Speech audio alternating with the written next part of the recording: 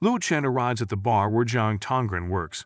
While Jiang Tongren is preparing her specialty drink, he remembers the strange presence that is supposed to be targeting Jiang Tongren. It disappeared after Lu Chen got close. Just then, Jiang Tongren presents her specialty drink, and Lu Chen takes it. Jiang Tongren gets called, and a man tries to talk to Lu Chen.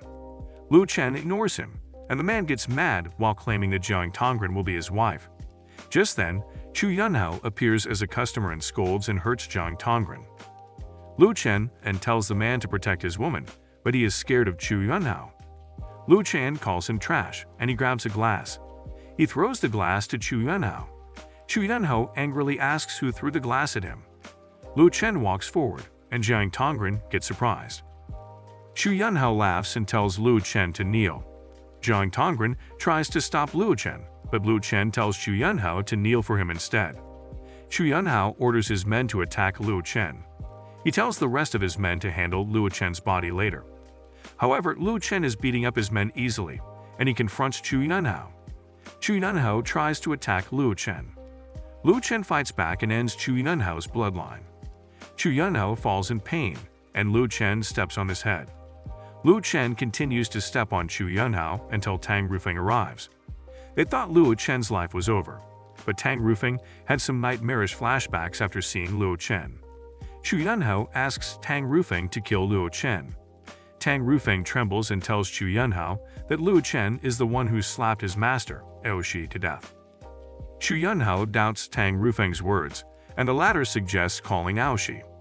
Chu Yunhao then remembers not getting in touch with his master after Aoshi went to the countryside. Tang Rufeng apologizes and Lu Chen lets him be. Chu Yunhao then offers help with some things and claims that he is also entering the Blood Fiends. Lu Chen spares Chu Yunhao's life. Chu Yunhao leaves as he swears to get his revenge on Lu Chen someday. Afterward, Jiang Tongren couldn't believe she had flirted with a great hidden figure. She worries that Lu Chen has offended Chu Yunhao, but Lu Chen claims that Chu Yunhao won't disturb her. The butterfly following them return to a red-haired woman. Jiang Tongren welcomes Lu Chen to her room but is in a mess. Later, Jiang Tongren cleaned everything, and Lu Chen claims that he didn't see anything. Jiang Tongren then tells him to use the extra room. The night deepens, and the man from before gets attacked by a Chinese zombie known as Jiangxi. Lu Chen detected it from afar. The malicious entity gets attacked by talismans, and the red-haired woman captures it. The Jiangxi roars in pain, but the red-haired woman tells it to stop acting. The Jiangxi breaks out of the seals, and the woman realizes that it is not a normal Jiangxi. It attacked her, but it was only an afterimage. The woman summons normal undead to hold down the Jiangxi. She places a talisman on the Jiangxi, but the Jiangxi easily rips it off and attacks the woman. She realizes that it is stronger now due to the number of people it has killed. The Jiangxi stabs her, but the woman uses venomous insects on the Jiangxi. She falls unconscious as she apologizes to her ancestors for ending their bloodline. Just then, Lu Chen arrives. The Jiangxi throws the woman aside, and she tells Lu Chen to run away. The Jiangxi tries to finish the woman off. However, Lu Chen sends the Jiangxi flying with a strike. The woman calls Lu Chen a martial arts master, but Lu Chen calls her blind. The Jiangxi attacks again, and the woman tells Lu Chen to be careful. Lu Chen clashes with the Jiangxi. Lu Chen goes behind the Jiangxi and slams it on the ground. The woman gets surprised, and Lu Chen tells her to shut up. The Jiangxi comes back up and tries to retaliate, but Lu Chen keeps on overpowering it. The woman can't believe Lu Chen only uses brute strength against her. Lu Chen tries to finish it off. However, the Jiangxi escapes. The woman tries to do something, but Lu Chen knocks her out. Later, the woman wakes up and asks why Lu Chen attacked her. Lu Chen explains that her body has already absorbed too much poison. Lu Chen tells her not to move too much. The woman then asks Lu Chen a favor. She tells him to get a nearby porcelain with medicine and asks him to take off her clothes. Lu Chen then forcefully strips her. Meanwhile, Chu Yunhao's father complains about how their bloodline almost ended. He assures Chu Yunhao that they will get revenge on Lu Chen with the help of another master, Feng Chanli. Chu Yunhao laughs as he thinks Lu Chen will now be dead. The next day, Jiang Tongren packs up her things to leave for Xiangxi. Lu Chen is surprised to hear Xiangxi again. Last night, Lu Chen helped the red-haired woman get treated. She also mentions that the Jiangshi they fought was a cultivator in the past from Xiangxi who turned into a monster after dying. The woman's clan sealed the Jiangshi before, but someone released it, and now she is hunting it. Lu Chen recognizes that the Jiangshi was a cultivator before. The woman claims that the escape method used by the Jiangshi was costly, and that it might rest back in Xiangxi's ancient city. The woman wants to go with Lu Chen to hunt down the Jiangshi. Jiang Tongren then leaves, and Lu Chen plans to do a second-level awakening. 2 days later, Chu Yunhao and his father meet Chen Bojiu and Mizongxi. Just then, Lu Chen arrives, and Chu Yunhao ridicules him. He Zhengshan and Yi Xuan get mad, and more people from Tongzhou appear. Lu Chen is surprised to see them. Yi Zhengshan claims they arrived to support Lu Chen. Chu Yunhao's father is surprised to see a prominent figure bowing to Lu Chen. Chen Bojiu and Mizongxi discuss how the fight between Lu Chen and Feng Tanli will transpire. Lu Chen stands on the field and Baji Sect's Feng Tanli arrives. Feng Tanli is mad at Lu Chen for hurting his disciples. However, Lu Chen ridicules him and tells him to work in the circus instead. The old master gets mad, and Lu Chen tells him to attack first. Feng Tanli persistently attacks Lu Chen. Remembering that Lu Chen defeated some prominent masters, Feng Tanli called him a grandmaster, which surprised everyone. Feng Tanli punches Lu Chen, but a barrier blocks his punch, and Lu Chen tells Feng Tanli that it is dumb that he made him his enemy. Feng Tanli doesn't have a choice now, and he brings out his strongest punch.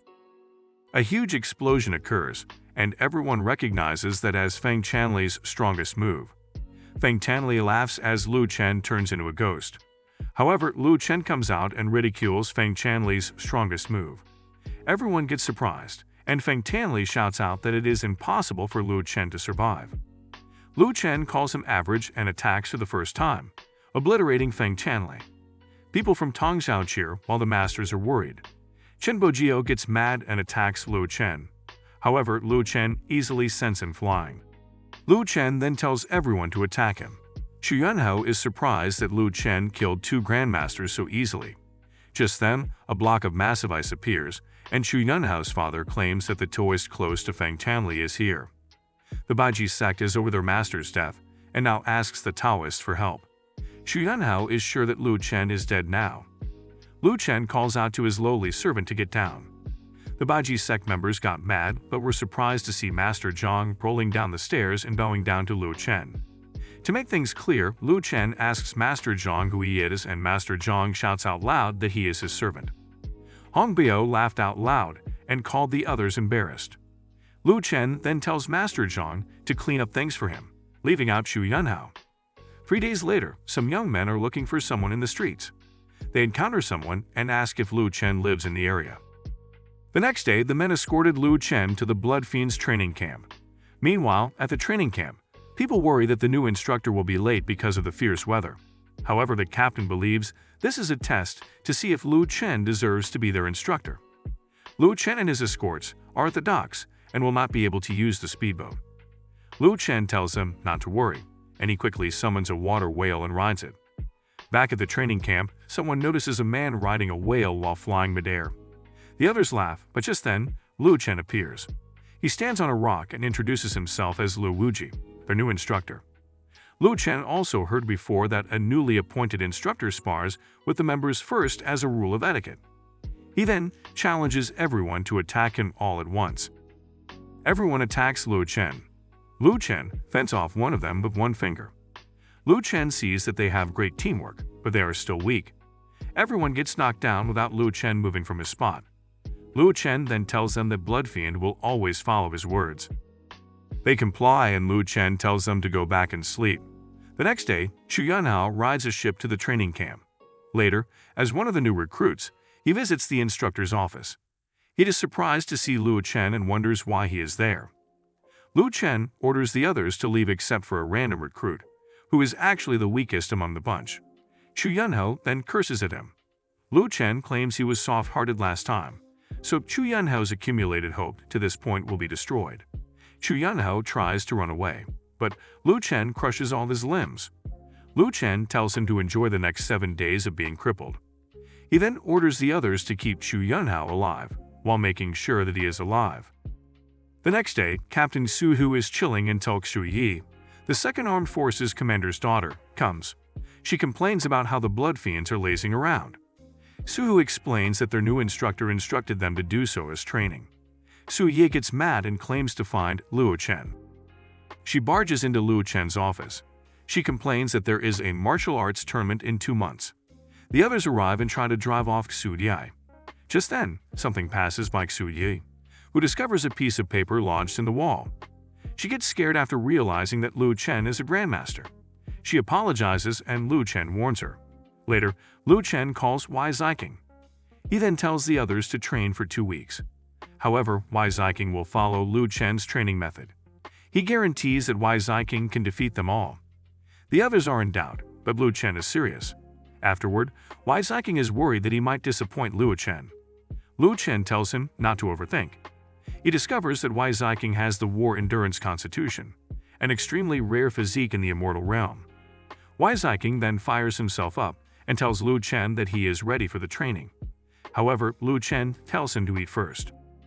The other Blood Fiend members are training hard while Luo Chen and Wai Ziking are relaxing under the shade. The others are complaining, but Suhu reminds them to concentrate. Days later, officers come for an inspection, and Director Su is worried about Luo Chen's recent antics. Officer Yang introduces herself, but Luo Chen chooses to ignore her and tells all the Blood Fiend members to gather. He orders everyone to do their best and tells Wai Ziking to prepare. Devil is the first one to challenge Wai Ziking. He is known for his fast-killing strikes. Devil apologizes as he attacks, and Wai Ziking recalls Luo Chen telling him about legends. He must think that legends can exist by opening his imagination. Wai Ziking then activates his spiritual perception. He can now sense spiritual power and a change in the flow of Kai. It looked like time had stopped, and Luo Chen smiled at him. Wai Ziking takes this chance to strike Devil, who got sent flying afterward. Everyone gets surprised, and Suhu tells Devil to surrender and check his nape. Suhu then goes forward and rushes to Wai Ziking. Wai Ziking blocks all of the attacks and Suhu is surprised. Wai Ziking blinks forward and apologizes. He sends Suhu flying and inflicts internal injuries. Suhu claims that it is impossible since they only see Wai Ziking relaxing. Luo Chen then claims to restart from the beginning to be able to win against his opponents. Luo Chen tells them to accept it. Just then, a master appears and calls Luo Chen a crook, making Wai Ziking mad. Officer Yang sends off Master Wangzhou to fight. Luo Chen then sends out Wai Ziking. Wai Ziking attacks, but he is easily countered. Wangzhou attacks and Wai Ziking can only block. Luo Chen tells him to stop playing around. Wangzhou laughs at them for pretending to be strong. He attacks, but Wai Ziking blinks behind Wangzhou, grabs him, and throws him to the ground. Wai Ziking tells Wangzhou that he doesn't deserve to fight Luo Chen. Wangzhou becomes hostile, making Suhu panic. However, Luo Chen grabs Wangzhou's arm. He apologizes, but Luo Chen rips off his arm. Officer Yang intervenes and Luo Chen throws the arm at her. Luo Chen tells Director Su to take them away. He reminds Wai Ziking to never turn his back on the enemy. Later, Director Su tries to calm down Officer Yang. The old woman wants to punish Luo Chen for hurting her subordinate. Director Su refutes that it was Wangzhou who was hostile and could have hurt the trainees.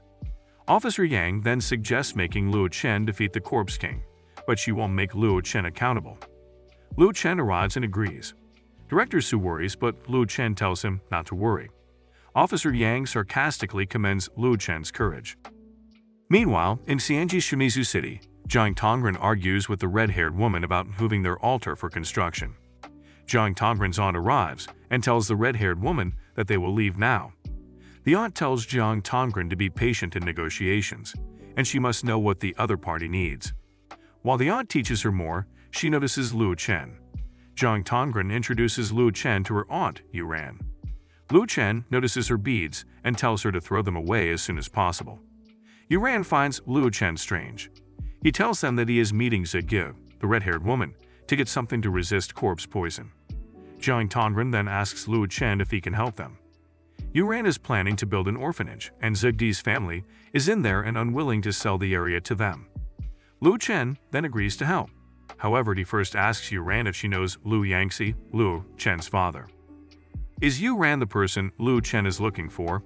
If you want the next part recap of this manhua, comment down below and make sure to like this video and subscribe. Until next time.